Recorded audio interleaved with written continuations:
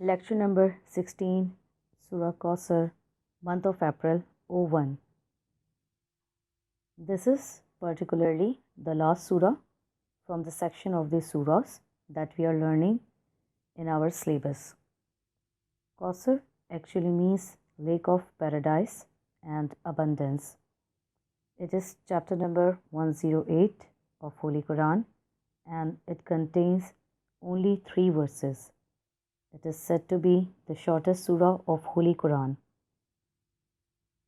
Translation: To you have we granted abundance, it means Kausar.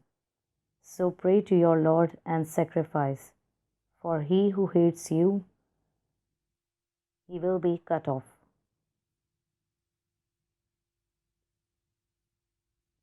The major discussed objects in this surah are 3. First is the Kausar, then declaration of total submission, and non-believers will be ruined. This surah sums up the doctrine of spiritual riches through devotion and sacrifice. Background of the surah. This surah was actually revealed after the death of the Holy Prophet's son, when Abu Lahab went to the idolaters and he said that Muhammad has been cut off, that is from progeny. It means his all-male child passed away.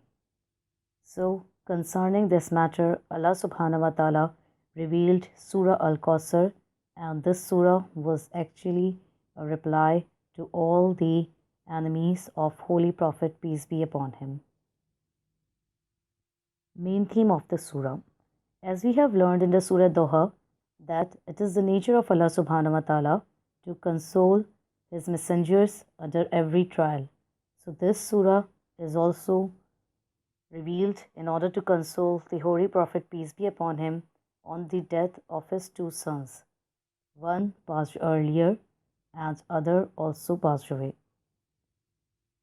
This surah was not a reprisal but one of the prophecies of the Quran which have been proven true in this world. Allah had showed great love for him, and he also openly declared the condemnation of his enemies. In Surah Doha, we learned that under every trial, under every difficult situation, it is recommended for a believer to turn towards his Lord. Therefore, here Allah subhanahu wa ta'ala asked Holy Prophet, peace be upon him, to return to the prayers and offer sacrifice, and he bestowed on him the abundance of Al-Kausar. Here is the description of the word Al-Kausar. Al-Kausar is particularly derived from the word Al-Kasrah, which means abundance, and it is a pure Arabic word. This word further divides into 2 parts here as a demonstration because it has 2 major aspects. One is said to be abundant bounty which was granted to the Holy Prophet, peace be upon him. And what kind of bounties? Like prophethood, wisdom, revelation, abundance of all types of goodness, spiritual benefits and blessings in the world and in the hereafter. While second reveals the river in the paradise, out of which the righteous will drink water. And it is said, when a righteous will drink water, like around 100 or 1,000 years, he won't feel thirsty. Declaration of total submission. Here we are learning 2 terms which are particularly linked with each other: the injunctions, prayer, and the sacrifice. Now, why these 2 terms are linked and what is the reason behind to keep it in a verse? Prayers is actually a complete form of submission. When a person starts praying, he actually declaring that Allah subhanahu wa ta'ala holds the authority. He is only the one to whom we should offer our sacrifice. So here prayers define a total submission, a sacrifice of one's will. While sacrifice word is clear and symbolic as well, but it contains a deep message and a spiritual meaning. that once you give sacrifice, you are not actually sacrificing the meat for the Lord, because you are unable to distribute this meat for the Lord, but you are actually distributing this meat for the people of the Lord. Also, sacrifice has another simple meaning: to sacrifice or to give away your wishes. Third major heading was non-believers. They will be ruined not only in this world but in the hereafter as well. They will remain unsuccessful, whatever they intrigued against the Holy Prophet. Quraysh would call the Prophet Abtar. Abtar particularly means the one who is not having any kind of male offspring. It means his generation is no more. Without realizing the fact that soon Quraysh's success will turn into dust. As initially they were successful in life, they were rich in the worldly wealth and children. They had associates and helpers everywhere in the country. They used to enjoy good relations with all the Arab tribes, monopolists in the trade, and managers of the Hajj. They were the custodians of the Kaaba.